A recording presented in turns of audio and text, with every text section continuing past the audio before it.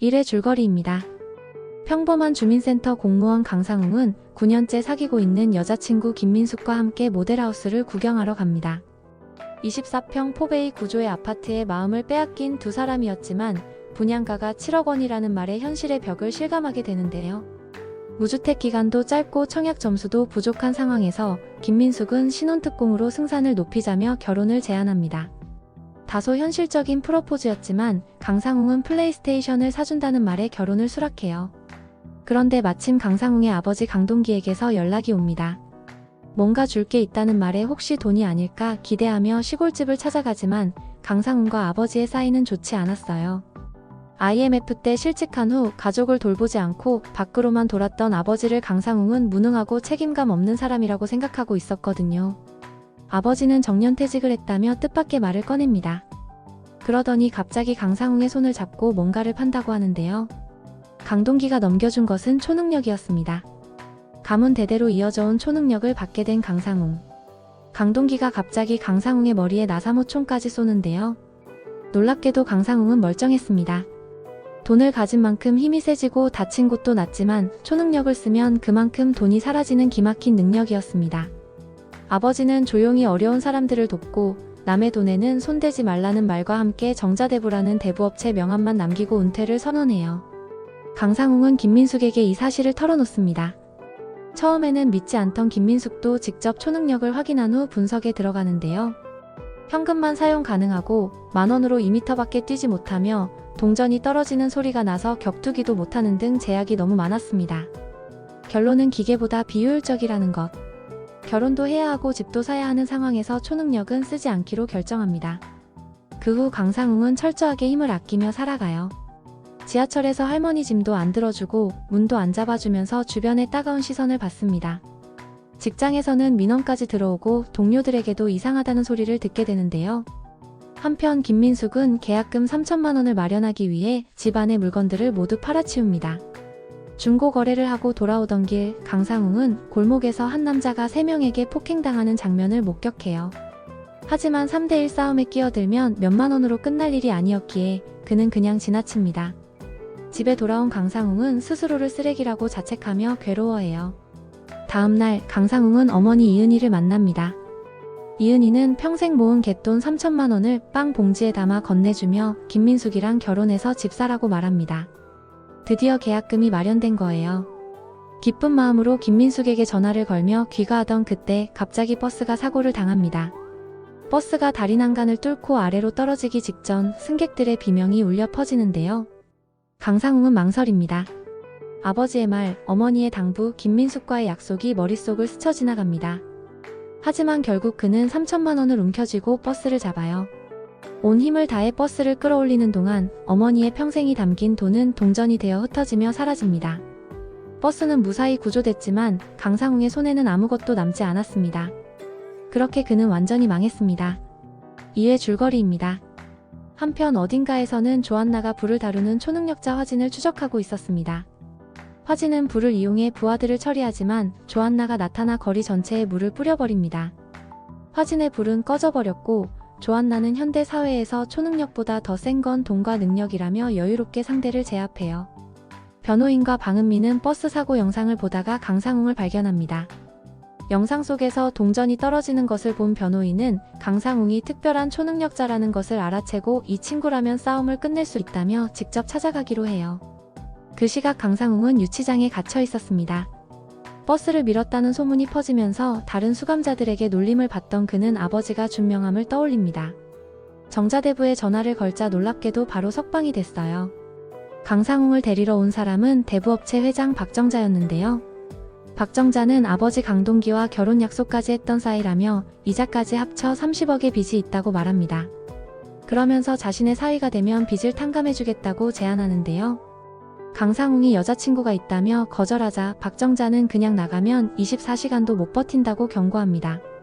초능력자를 사냥하는 미친놈들이 있다면서요. 박정자는 강상웅이 정말로 초능력을 물려받았는지 확인하기 위해 부하들에게 폭행을 지시합니다. 강상웅은 맞으면서 두 가지 사실을 깨달아요.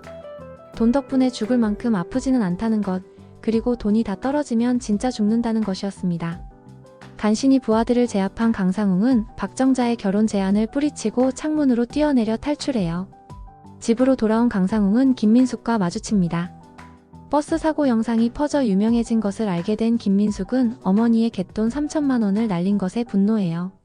초능력 쓸데없다고 해놓고 왜 썼냐며 화를 내고 떠나버리는데요. 설상가상으로 집에 불까지 나 있었습니다. 박정자가 경고했던 그놈들의 소행이었어요. 모든 것을 잃고 폐차장에 숨어든 강상웅은 아버지가 남긴 편지를 발견합니다. 아버지는 뉴스에서 버스를 끌어올리는 모습을 보고 아들임을 바로 알았다고 적어뒀어요. 항상 뒤집어진 자동차나 불난 건물에 가족이 있을 수 있다고 생각하며 일했다는 고백과 함께 힘들어도 무서워도 도망치지 말라는 당부가 담겨 있었습니다. 그때 뉴스에서 청담호텔 화재 소식이 들려옵니다. 김민숙이 친구 결혼식에 간 곳이 바로 그 호텔이었어요. 강상웅은 청약 통장을 해지하고 호텔로 달려갑니다. 강상웅은 불길 속에서 김민숙을 향해 넘어지는 벽을 두 팔로 받아내며 떨어지는 거 잘 받는다고 했잖아 라고 말하는데요. 사람들을 대피시킨 후 강상웅은 남은 돈을 김민숙에게 건네며 네 이름으로 청약 넣자고 말합니다. 신혼특공은 이혼해도 유지된다며 결혼하자고 프로포즈해요. 그 순간 불을 다루는 초능력자가 나타납니다. 박정자가 말한 미친놈들 중 하나였어요. 강상웅은 김민숙을 지키기 위해 초능력자와 맞서 싸웁니다. 불에 댄 상처를 입으면서도 간신히 상대를 제압하는데요. 그때 변호인과 방은미가 나타나 대한초능력자협회라고 자신들을 소개합니다.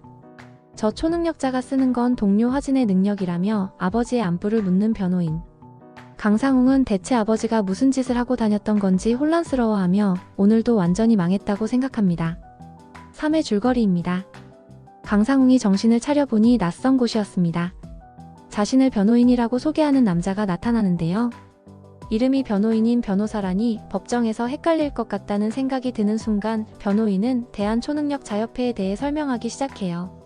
함께 있던 방은미는 섭취한 칼로리만큼 염력을 쓸 수 있고 변호인은 술을 마시면 초능력이 발동한다고 합니다. 음지에서 활동하는 초능력자들을 모아 세상을 위해 싸우는 단체라는데 강상웅은 세계관이 자꾸 확장되는 게 불안하기만 해요. 변호인은 강상웅을 노리는 자들에 대해 설명합니다. 범인회라는 조직인데요. 평범한 사람들이 모여 초능력자를 사냥하는 곳이에요. 초능력과 인성 빼고는 다 가진 놈들로 능력과 권력, 돈은 물론 회사, 땅, 연구시설까지 손에 쥐고 있습니다. 국회, 정부, 법조계, 기업, 언론, 경찰, 조직폭력배까지 온 세상이 그들 편이라고 해요. 변호인은 숨지 말고 평소처럼 지내면서 일상을 지키라고 조언합니다. 범인회가 벌인 짓의 증거를 모아 법의 처벌을 받게 하는 게 목표라면서요. 한편 범인회 회장 조원도는 병실에 누워있는 아버지 앞에서 강상웅을 찾았다고 보고합니다.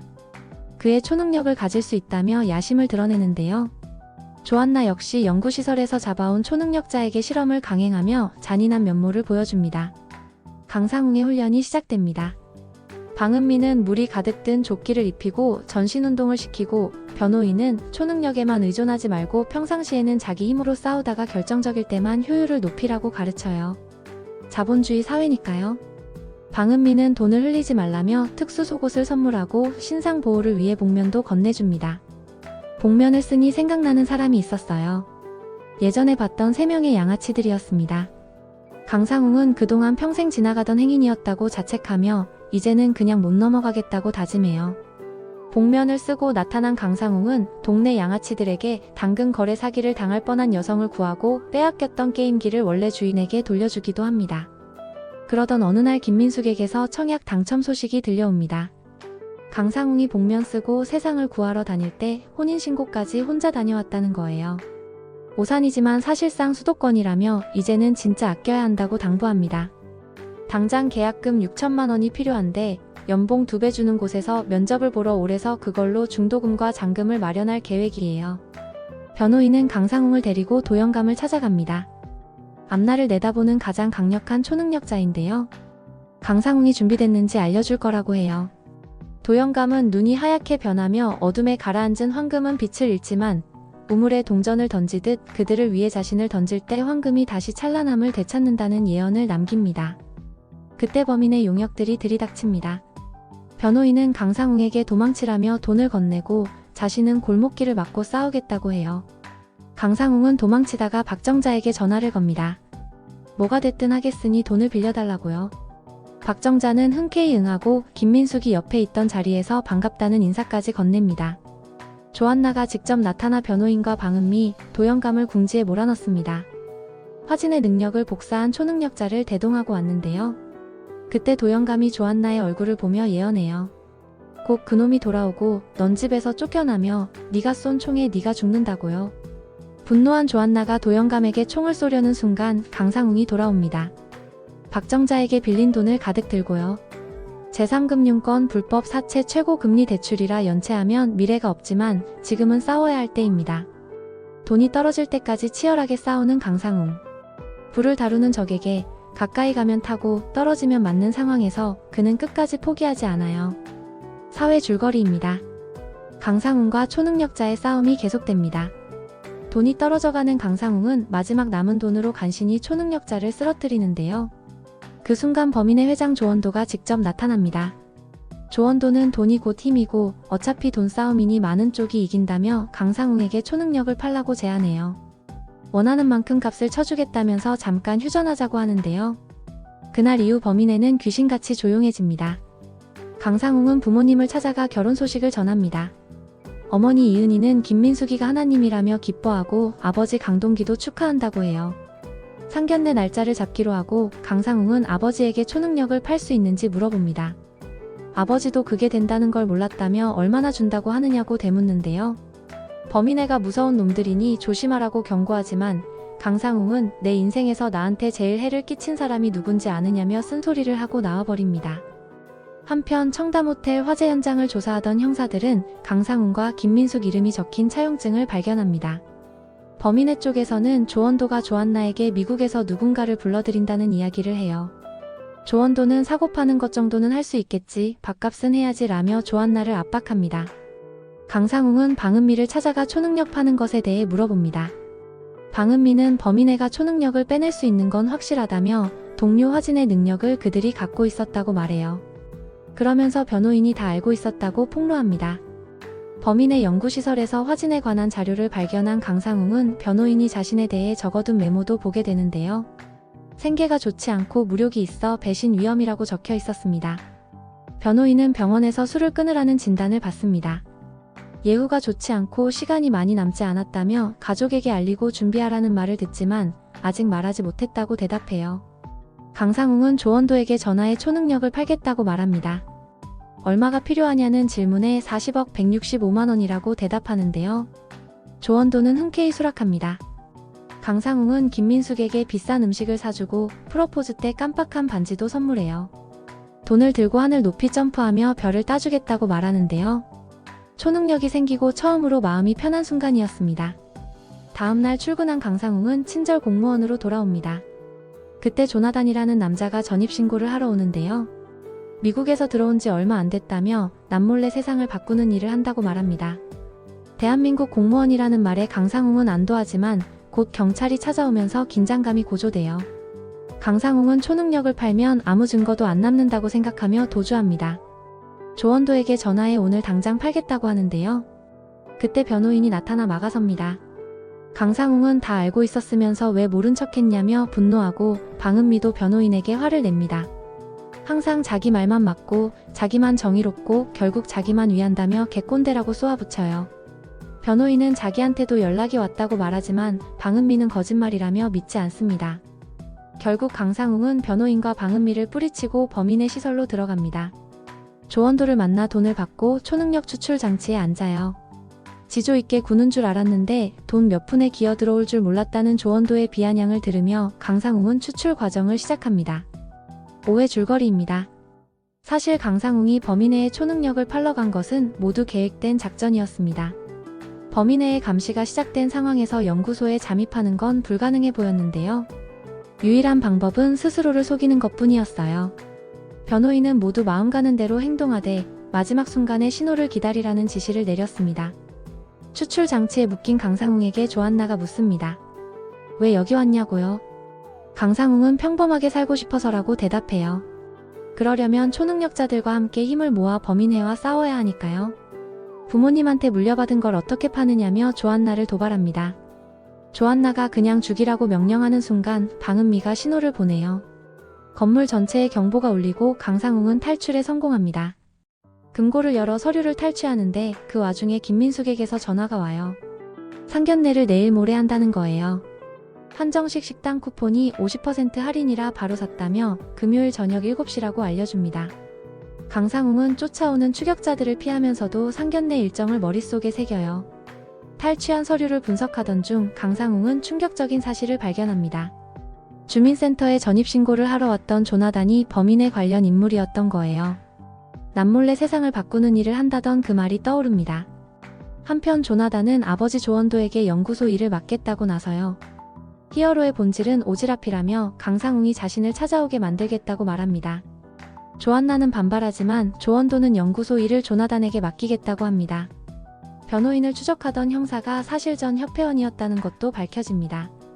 사상이 안 맞아서 갈라섰다는데 강상웅을 감옥에 보내겠다고 협박해요. 경찰 조사를 마치고 돌아온 강상웅은 직장에서도 징계 소식을 듣습니다. 무단 조퇴와 차량 무단 사용으로 3개월 감봉이라는데요. 월급의 3분의 1이 깎이면 법정 최저생계비 수준이 됩니다. 서류 분석 결과 범인애가 일반인을 대상으로 임상시험을 하고 있다는 사실이 드러나요. 어제만 해도 6명이 건물에서 뛰어내렸다고 합니다. 실험은 강남 클럽 일대를 중심으로 진행 중이고 에르메스라는 MD가 공급책이에요. 빨간색 명품 백을 들고 다닌다는 정보를 바탕으로 메세나 클럽에서 잡기로 합니다. 문제는 작전 날짜가 상견례와 겹친다는 거예요. 강상웅은 6시까지 에르메스를 잡고 7시에 종로에서 상견례를 하면 된다고 계산합니다. 클럽에 잠입한 강상웅은 빨간색 가방을 찾아 헤매다가 에르메스를 발견해요. 그런데 에르메스도 초능력자였습니다. 칼을 자유자재로 다루는 능력이었는데요. 간신히 약을 회수하고 빠져나오려는 순간 조나단이 나타납니다. 조나단은 클럽 전체에 약을 뿌려버려요. 사람들이 미쳐 날뛰기 시작하고 강상웅은 막으려 하지만 돈이 없어서 아무것도 할 수가 없습니다. 돈 없는 게 죄라며 비웃는 조나단. 변호인이 이어셋으로 강상웅을 부르지만 응답이 없어요. 김민숙에게 전화를 걸어보지만 연결되지 않습니다. 강상웅은 깨닫습니다. 아무래도 상견례 날짜를 잘못 잡은 것 같다고요. 6회 줄거리입니다. 클럽에 갑자기 경찰이 들이닥칩니다. 경보음이 울리고 사람들이 혼란에 빠진 사이 강상웅과 방은미는 간신히 탈출해요. 알고 보니 신고한 건 조한나였습니다. 변호인은 강상웅에게 돈을 건네며 상견례에 빨리 가라고 해요. 상견례는 첫인상이 중요하다면서요. 평범한 인생이 특별한 사람에게는 너무 어렵다는 말을 남깁니다. 그 시각 김민숙이 잡은 상견례 자리에 경찰이 찾아옵니다. 강상웅이 중요 사건 용의자가 됐다는 거예요. 김민숙은 인터넷에서 떠도는 초능력 얘기를 믿느냐며 반박해요. 현금 가지고 있으면 힘이 세진다는 게 말이 되느냐고요. 그러면서 자기 돈 써가면서 사람들 구하고 나쁜 놈들 때려잡는 게 뭐가 문제냐며 수당 받고도 못 잡는 경찰들보다 낫다고 일침을 놓습니다. 그때 강상웅이 도착해요. 하지만 이미 상견례는 망했습니다. 별일 없을 거라던 약속이 깨진 순간이었죠. 조한나가 대한초능력자협회 사무실에 나타납니다. 변호인과 방은미를 궁지에 몰아넣고요. 강상웅은 경찰서로 연행되어 조사를 받습니다. 담당 형사팀장은 전 협회원이었는데요. 선의로 가는 길이 지옥으로 향한다며 결국 더 많은 사람이 위험에 빠진다고 경고해요. 강상웅은 그래서 가만히 앉아 계시냐며 힘이 있으면 나쁜 놈들을 막아야 하는 거 아니냐고 반문합니다. 유치장에 갇힌 강상웅을 조나단이 면회옵니다. 지금의 강상웅을 만들기 위해 얼마나 공을 들였는지 모를 거라며 결국 뭘 해도 자기 계획대로 될 것이라고 말해요. 오후에 영장실질심사 때 빼내겠다면서 김민숙의 이름을 언급하며 위협합니다. 강상웅은 김민숙을 건드리면 진짜 죽는다고 경고해요. 호송 도중 기 실장이 교통사고를 위장해 강상웅을 탈출시킵니다. 한편 김민숙은 범인의 추적자들에게 쫓기다가 정자대부에게 전화해요. 담보인 자신이 상하게 생겼으니 납치해달라고요. 박정자의 부하들이 김민숙을 구출합니다. 조한나가 협회에 제안을 합니다. 조나단을 없애달라는 거예요. 조원도가 초능력 원본 앰프를 김해저축은행 비밀 금고에 옮겨놨다며 그걸 훔쳐오라고 해요. 식약처에서 곧 복제약 승인을 내릴 거고 그게 시중에 풀리면 모두 끝이라면서요. 변호인은 조한나가 함정을 파고 있다는 걸 알지만 위험을 감수할 만하다고 판단합니다. 김의 금고는 범인의 심장이고 현금을 찾아서 태우면 범인의 활동을 멈출 수 있으니까요. 김민숙은 강상웅을 말립니다. 미끼인 거 알면서 왜 가느냐고요. 사채 쓴 것도 상견례 망친 것도 다 괜찮지만 인생 걸고 나쁜 놈들이랑 싸우는 건 자신 없다고 해요. 강상웅은 자신도 평범하게 살고 싶다고 그래서 가는 거라고 대답합니다. 다른 사람들도 평범하게 무사히 행복하게 지낼 수 있었으면 좋겠다면서요. 자기만 할 수 있는 일이라고요. 김민숙은 박정자에게서 3천만 원을 받아옵니다. 정자대부 최초 주소지가 김해저축은행이라는 걸 알아냈거든요. 처음부터 강상웅을 거기 보낼 생각이었냐고 따지며 사람을 부리려면 돈은 챙겨주라고 요구한 거예요. 박정자는 잠깐 하나는 잘 갔다며 돈을 건넵니다.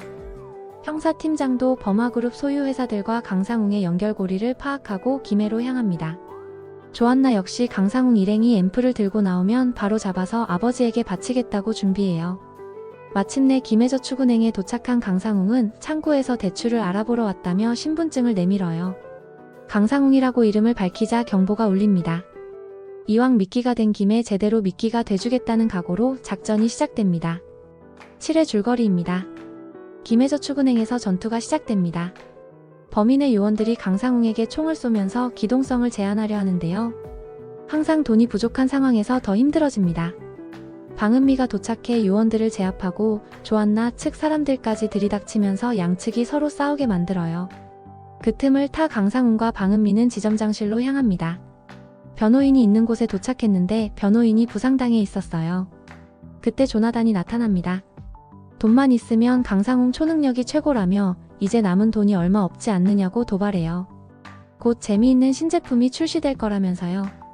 변호인이 벽 너머에 뭔가 있다며 알려주는데 도면상으로는 가로 17m, 세로 11m인데 실제로는 그 정도가 안 된다고 해요. 강상웅이 벽을 부수자 엄청난 양의 현금이 쌓여 있었습니다. 범인애가 강상웅의 초능력에 대비해 모아둔 돈이었죠. 그 돈을 손에 넣은 강상웅은 조나단과 본격적으로 싸웁니다. 엄청난 돈을 손에 넣은 강상웅은 에르메스를 간단하게 제압해버렸죠. 그리고 나서 조나단을 한 대 치려는 순간 갑자기 초능력이 제대로 작동하지 않고 쓰러지게 되면서 의식을 잃습니다. 정신을 차려보니 차 안이었어요. 형기대가 강상웅을 데리고 온 것이었는데요. 수갑을 풀려고 힘을 써봤지만 강상웅의 초능력은 사라져버린 상태였습니다. 형사팀장이 강상웅을 풀어줬는데 초능력을 못 쓰면 이제 쓸데없는 짓도 안 할 거 아니냐며 내리라고 합니다. 강상웅은 조나단이 초능력 복제약을 판다고 말하지만 팀장은 확인해보겠다며 잡으러 가지 않아요. 세상이 위험했던 게 지금뿐인 것 같냐며 정면에서 붙는 것만 싸우는 게 아니라고 혼자만 싸우고 있다고 생각하지 말라고 합니다. 한편 박정자가 김해저축은행에 나타나 조한나를 제압합니다. 사위 덕에 드디어 여기를 와본다며 돈을 챙겨가요. 조원도는 조나단에게 그릇이 부족하다며 LA행 티켓을 건넵니다. 죽는 것보다 병신같이 사는 게 더 괴롭겠다면서요. 박정자가 은행에서 찾은 것은 차용증이었습니다. 채무자는 조신일, 채권자는 박형도였는데요. 박정자의 아버지가 조원도의 아버지에게 빌려준 돈이었습니다. 박정자는 조원도에게 전화해 조원도가 숨겨둔 차용증을 이야기하며 내 돈 갚을 때까지 건강하라고 경고합니다. 강상웅은 아버지 강동기를 찾아갑니다. 아버지는 한도 초과라며 남의 돈에 손대지 말라고 했던 이유를 설명해요. 초능력을 감당할 수 없다는 거예요. 돈이든 밥이든 술이든 자기 분수를 넘어가면 탈이 난다고요. 강상웅은 그럼 처음부터 싸움이 안 되는 거였냐며 분통을 터뜨립니다. 아버지는 엄마한테 받은 3천만 원을 생판 모르는 사람들 구하려고 쓸 수 있는 사람은 별로 없다며 그때 사람들을 구한 건 초능력이 아니라 너라고 말해요. 돈에서 힘이 나온 게 아니라 뭔가를 지키다 보면 돈은 사실 중요하지 않다는 걸 깨닫게 되는 순간이 있다고요. 그걸 깨달아야 초능력을 다시 쓸 수 있다고 합니다. 집에 돌아온 강상웅을 기다리고 있는 것은 에르메스였습니다. 김민숙을 인질로 잡은 것이었는데요. 에르메스는 강상웅을 테스트하겠다며 자기를 이기면 데려가주고 못 이기면 둘 다 죽인다고 해요. 초능력 없는 강상웅은 그들에게 쓸모가 없기 때문이었는데요. 강상웅은 에르메스에게 일방적으로 맞습니다. 위기의 순간 변호인과 방은미가 찾아와 에르메스를 제압하고 강상웅을 구했지만 김민숙이 잡혀있는 건물의 모든 입구를 범인애가 지키고 있어 들어가는 건 자살 행위라고 말려요. 초능력이 있어도 어려운데 지금 상황에서는 계산이 안 선다고요. 강상웅은 계산 같은 거 잘 못한다며 해야 되니까 하는 거라고 대답합니다. 초능력이 없었어도 어떻게든 했을 거라면서요. 그 순간 강상웅은 깨닫습니다. 아버지 말이 이해된다고요? 내 힘은 돈에서 나오는 게 아니라 돈보다 더 중요한 걸 지키기 위해 나온다고요. 민수가 이번에는 늦지 않을게. 그렇게 강상웅의 초능력이 돌아왔습니다. 8회 줄거리입니다. 변호인과 방은미가 건물에 도착합니다. 죽고자 하면 살 것이요 살고자 하면 죽을 것이라며 협회원끼리 같이 보낸 정이 있다고 해요. 강상웅은 김민숙을 기필코 구하겠다고 다짐하며 높은 빌딩 옥상에서 뛰어내립니다. 크게 다쳤지만 동전 소리가 나며 회복하는 강상웅. 강상웅의 초능력이 돌아왔어요. 덤벼드는 범인의 요원들을 한 놈당 1,000원씩 계산하며 쓰러뜨리고 변호인과 방은미도 합류해 함께 싸웁니다. 마침내 김민숙이 있는 곳에 도착한 강상웅. 하지만 조나단이 총을 쏴요. 돈이 없어서 상처가 낫지 않는 걸 확인한 조나단은 초능력만 넘기면 둘 다 안전하게 보내주겠다고 제안합니다. 거부하면 건물을 태우겠다면서요. 조나단은 건물 중앙 엘리베이터 안에 설치한 폭탄을 보여줍니다. 그때 술을 마신 변호인이 달려들어 조나단을 넘어뜨리고 그 순간 방은미가 강상웅에게 지갑을 던지는데요. 그런데 방은미가 던진 지갑이 강상웅의 손을 지나쳐 바닥에 떨어지고 말았습니다. 마지막 찬스를 놓친 순간 조나단은 변호인을 총으로 쏘고 김민숙까지 쏘려고 합니다. 그러자 강상웅이 조나단에게 달려들어서 함께 폭탄이 설치된 엘리베이터 안으로 들어가 버리는데요. 투명한 엘리베이터 문 밖에서 김민숙이 보였습니다. 강상웅은 오늘은 안 늦어서 다행이라며 엘리베이터를 타고 올라가 버리는데요. 김민숙은 문을 열라고 울부짖지만 강상웅은 조나단과 폭탄을 실은 엘리베이터를 타고 올라갔습니다. 조나단이 강상웅에게 다시 총을 겨누는데 강상웅은 내 힘은 돈에서 나오는 게 아니야, 마음이지. 라고 하며 폭탄 스위치를 눌러버렸어요. 그렇게 엘리베이터는 폭발했고 강상웅과 조나단은 사망했습니다. 강상웅의 사인은 돈이 없어서였어요. 뉴스에서는 범화그룹의 신약 스펙업의 부작용 사례가 연일 보도됩니다. 강남 일대에서 50여 명이 무리지어 약탈을 벌이는 등 혼란이 계속되는데요. 방은미는 조나단이 죽었는데 다 끝난 거 아니냐고 묻지만 변호인은 범인에는 안 죽었다고 대답해요. 최악의 상황이 됐지만 그래서 지금까지 움직이지 않던 사람들이 움직이게 될 거라면서요. 변호인이 김민숙을 찾아옵니다. 강상웅을 살릴 수 있다며 형기대 형사를 찾으라고 해요. 그동안 강상웅을 계속 방해했던 형사팀장이 충격적인 능력을 감추고 있었습니다. 형기대는 시간을 되돌릴 수 있는 능력을 가지고 있었어요. 김민숙이 형사를 찾아가자 에르메스가 나타나 범인의 요원들을 막아줍니다. 자기만 시간 되돌리고 싶은 거 아니라면서요. 에르메스도 조나단을 살리기 위해 시간을 되돌리려 하는 거였습니다. 형기대는 시간을 되돌려도 결국 일어날 일은 다시 일어나고 결과는 항상 더 안 좋다고 경고합니다. 게다가 개입한 사람의 수명이 줄어든다고요. 김민숙은 상관없다고 대답해요. 이번 달 상웅이 용돈을 못 줬거든요. 형기대는 너희 둘 단순한 게 정말 똑같구나라며 시간을 되돌립니다. 형기대는 김민숙에게 주어진 시간이 1분이라고 했어요. 김민숙이 되돌아간 시간은 강상웅이 폭탄을 터뜨린 순간이었습니다. 그 순간에 1분 동안 시간이 멈춰 있었고 김민숙은 그 1분 안에 강상웅을 살려내야 하는 상황이었는데요. 1분이라는 시간 동안 김민숙은 필사적으로 엘리베이터 달려가 강상웅의 손에 돈을 쥐어줍니다. 이번 달 용돈이라면서요. 그렇게 1분이 종료되고 미래에서 온 김민숙이 사라졌는데요. 그 순간 폭탄이 폭발해버렸습니다. 폭발 이후 과거 시간대의 김민숙이 강상욱을 울면서 부르는데 미래의 김민숙이 쥐어준 돈으로 강상웅이 회복해서 나타났습니다. 그렇게 김민숙의 도움으로 강상웅은 살아날 수 있었어요. 모든 것이 해결됐다고 생각한 순간 강상웅은 조나단이 사라졌다는 사실을 알게 됩니다. 조나단은 집으로 돌아가 조원도를 공격하려 합니다. 조안나가 부하들을 이끌고 나타나 조나단에게 총을 쏘는데 에르메스가 조안나의 총알을 칼로 되받아쳤어요. 도영감의 예언대로 조안나는 자기가 촌송에 맞아 죽게 됐고 조나단은 사라진 조원도를 찾아가는데요. 조나단이 조원도를 찾기 전에 박정자가 나타나 자기 돈을 갚기 전엔 못 죽는다며 조원도를 데려가 버리는데요. 에르메스는 부상을 입은 조나단을 연구시설에 데려가 모든 복제 초능력을 주입합니다. 초능력을 얻었지만 폭주 상태가 된 조나단은 그 자리에서 에르메스를 죽여버리는데요. 그리고는 밖으로 나와 거리를 파괴하며 난동을 부립니다. 강상웅이 도착해 싸우지만 돈이 떨어지면서 일방적으로 밀려요. 히어로가 도망가면 누가 싸워 라며 버티지만 한계에 다다릅니다. 그때 아이가 외칩니다. 아저씨 이길 수 있어요. 시민들이 강상웅에게 돈을 던지기 시작해요. 힘내세요. 일어나세요. 화진도 나타나 방음미를 일으키고 형기대와 형사들도 도착해 돈을 던집니다. 김민숙도 달려와요. 딴 놈은 몰라도 저 새끼한테 절대 지지 마. 남의 일에 다들 관심이 많다는 조나단에게 강상웅이 대답합니다. 그게 원래 히어로의 본질이라고요.